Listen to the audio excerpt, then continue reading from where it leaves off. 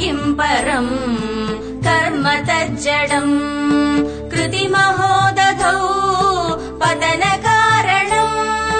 फलमशाश्वतम् गतिनिरोधकम् ईश्वरार्पितम् नेच्छया कृतम् चित्तशोधकम् मुक्तिसाधकम् कायवाङ्मनः कार्यमुत्तमम् पूजनम् जपः चिन्तनम् क्रमात् जगत ईषदी युक्तसेवनम् अष्टमूर्तिभृत् देवपूजनम् उत्तमस्तवात् उच्चमन्दतः चित्तजम् जपध्यानमुत्तमम् आज्यधारया श्रोतसासमम् सरलचिन्तनम् विरलतः परम् भेदभावनात् सोऽहमित्यसौ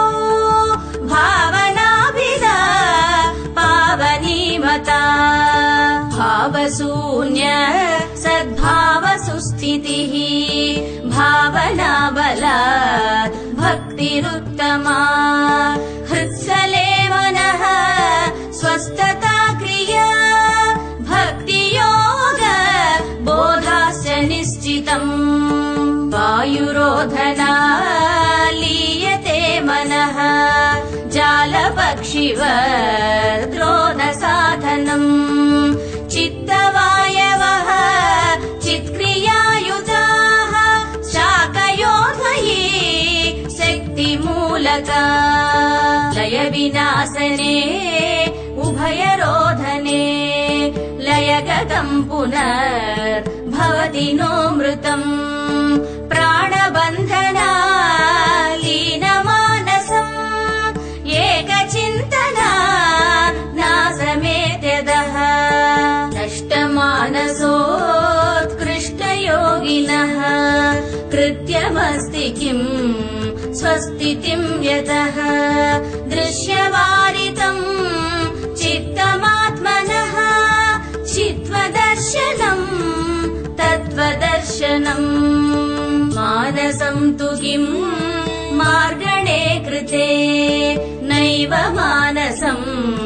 मार्गार्जवात् वृत्तयस्त्वहम्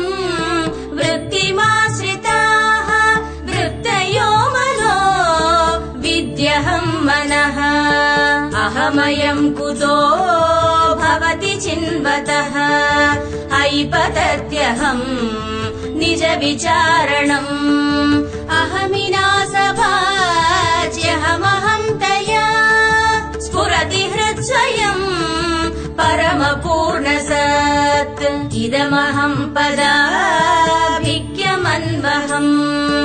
अहमिलीनकेऽप्यलय सत्तया विग्रहेन्द्रिया प्राणधीतमः नाहमेकसत् तज्जडम् ह्यसत् सत्त्वभासिका चित्क्ववेतरा सत्तया हि चित्तया ह्यहम् ईश जीवयोर्वेषधीभिदा सत्स्वभावतो वस्तु केवलम् वेषहानतः स्वात्मदर्शनम्